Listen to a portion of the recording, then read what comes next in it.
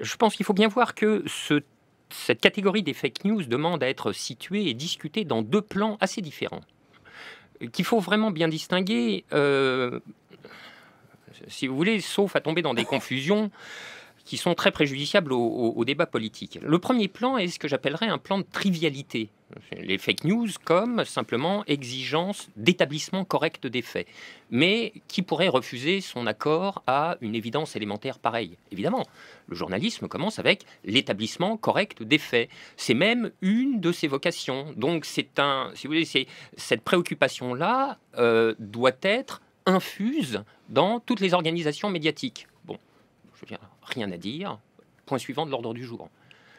Alors, en réalité, le point suivant de l'ordre du jour, c'est que précisément, lorsque la catégorie des fake news quitte ce plan de trivialité et commence à tourner folle sur elle-même, à acquérir une sorte d'autonomie complètement détachée de ce qui lui avait donné naissance, on se voit franchir quasiment des seuils obsessionnels. Si vous voulez, ça prend un caractère d'obsession. Et le fait que c'est un caractère d'obsession est attesté par le simple fait que c'est devenu le mot de l'année, tout le monde dit fake news sur toutes les chaînes, on n'arrête pas d'en parler, de nous tympaniser avec ça.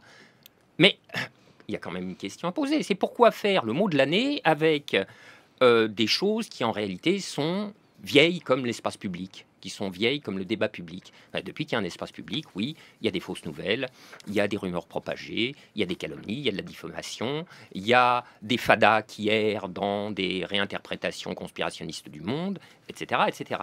Donc, si vous voulez, là, il y a bien un phénomène, mais qui n'est pas celui qu'on croit. Pour moi, le phénomène, c'est pas tellement celui des fake news, c'est celui du discours obsessionnel sur les fake news.